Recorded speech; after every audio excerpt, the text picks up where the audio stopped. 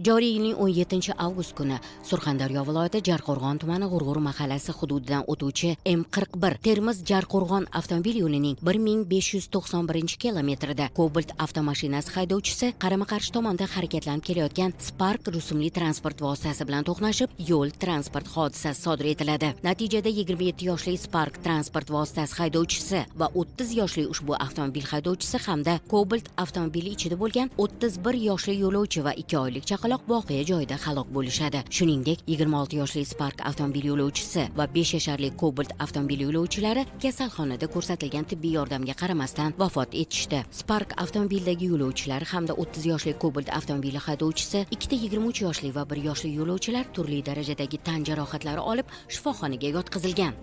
Mazkur holat yuzasidan Jarqo'rg'on tumani ichki ishlar bo'limi huzuridagi tergov bo'limi xodimlari tomonidan Jinoyat kodeksining 266-moddasi 3-qismi A bandi bilan jinoyat ishi qo'zg'atilgan bo'lib, hozirda tergovga qadar surishtiruv ishlari amalga oshirilmoqda.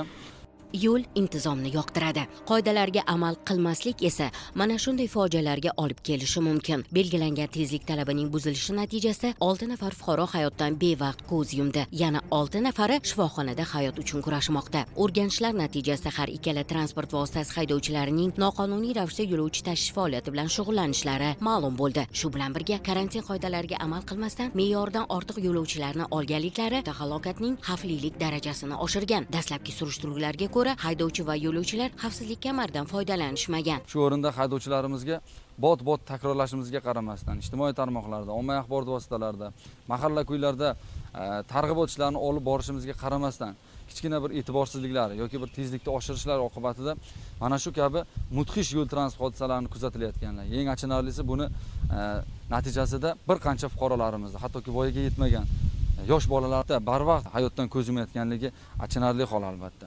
Demak, hali hanuzgacha haydovchilarimiz tomonidan o'sha yo'l harakati qoidalariga qat'iy amal qilish, mas'uliyatni his qilish, belgilangan talablarga rioya etish sust ekanligini kuzatishimiz mumkin. Ayni paytda mazkur to'qnashuv yuzasidan surishtiruv ishlari olib borilmoqda.